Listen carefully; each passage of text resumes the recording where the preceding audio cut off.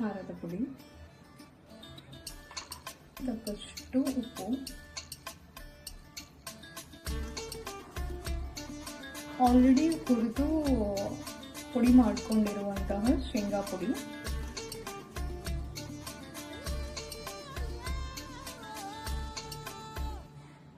ಮೂರು table spoon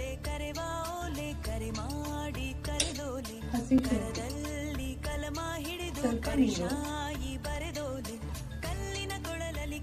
ಇದನ್ನು ಇವಾಗ ಗ್ರೈಂಡ್ ಮಾಡ್ಕೊಂಡು ಇದೊಂದು ಟೇಸ್ಟ್ ರೆಡಿ ಆಗಿದೆ.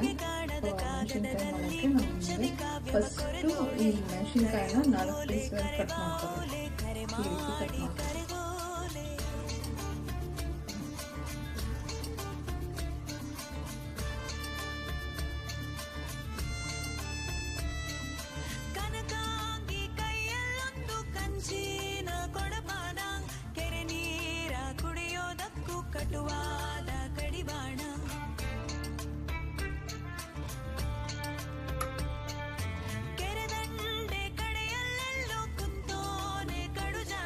ಇವಾಗ ನಾವು ಮಸಾಲೆ ಎಲ್ಲ ಸ್ಟಫ್ ಮಾಡಿಟ್ಕೊಂಡಿದ್ದೀವಿ.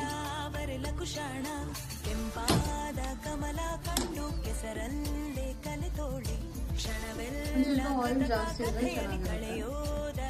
ಕಾದಿರೋ ಎಣ್ಣೆಯಲ್ಲಿ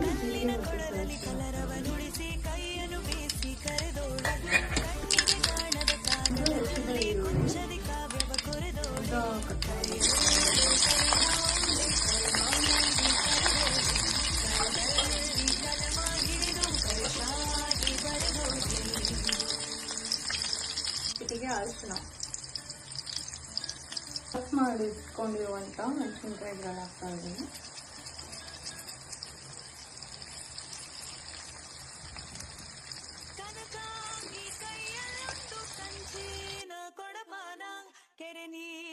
ಕುಡಿಯೋದಕ್ಕೂ ಕಟುವಾದ ಕಡಿವಾಣ ಕೆರೆದಂಡೆ ಕಡೆಯಲ್ಲೆಲ್ಲೋ.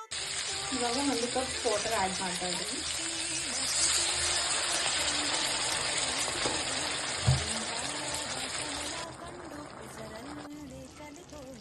ಕ್ಷಣವೆಲ್ಲ ಕೃತಕ ಕಥೆಯಲ್ಲಿ ಕಳೆಯೋದ ಕಲಿತೋಡಿ ಕಲ್ಲಿನ ಕೊಳಲಲ್ಲಿ ಕಲರವ ನುಡಿಸಿ. ಇವಾಗ ನೀವು ದಪ್ಪ ಮೆಣಸಿನ್ಕಾಯಿ ಕಲರ್ ಚೇಂಜ್ ಆಗಿರೋದನ್ನ ನೋಡ್ತಾ ಇರ್ಬೋದು. ಇವಾಗ ಇದು ಆಲ್ರೆಡಿ ಬೆಂದೋಗಿದೆ.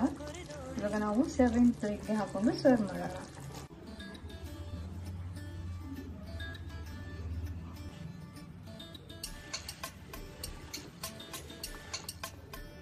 Thank you all.